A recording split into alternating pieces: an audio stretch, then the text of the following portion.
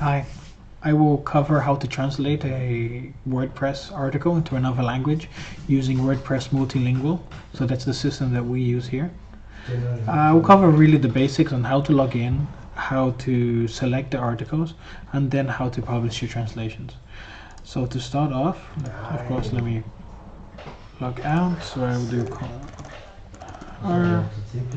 so the URL for most projects is whatever the domain is plus the WP-login or the admin. Okay, so you just add this at the end of any WordPress instance, and it should give you the backend to log in. You should already have the login by now. If not, you need to ask me or whoever is your system admin for this. So let me log in. Usually you will land on an overview page. So a page which just has, it's a general page which shows you what articles you have and what's being published. The language here is German. Again, it could be in English, it could be in any language.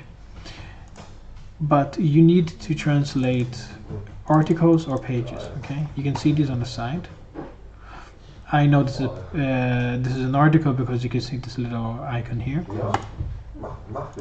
So let's have a view. For this user can only translate French, right? So he or she was only able to do that and only able to translate articles. So you can see the plus here is only for the French language, okay? So I need to now, as I'm on this page, I can see what I need to translate. I can click on the plus and it will guide me to the page where I can do the translation. So here it is, you see the German one on the left side and what you need to write on the right side. There's two ways you can do this. You can start from 0, where you just write everything you can, but what I like to do is I like to copy. So I copy it and then I write. Every time you complete a section, you have to click this, and then you see your progress. If it's too small for you, you can just click this and you can expand, okay? So now you go through it, you go through the link, the text, you translate everything to the right language, and perfect. One thing you should note, if there is any links on this website, see here, there's a link. And if you're doing it in French, right, then you need to also go to the French page for your client, or for eFollow. So here we're going to the German version. Just go and update the link to the French version, then it makes sense. Okay, so let me go back. So once you've completed all of this, you can take all the boxes. This is the SEO title and the meta description. Again, if you don't know what this is, so every time you do a Google search, let's say I search for photo books.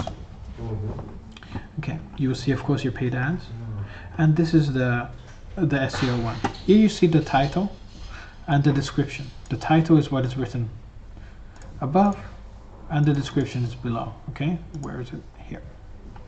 Once you're done, complete. There is a length limit to these. It's around 60 characters for the title and around 170 for the one below. Just write the paragraph. Try to include what you think people would search for, right? So here I would imagine the keyword is photo book, and this, which I don't know what it means, but probably is this as well. So once you've completed everything, and once you also do the titles and the alt text for the alternative text, this should be a description of what the image is, okay? And sometimes it can be the same, it just depends the picture. Once you complete it and it's 100% here, you click save and close.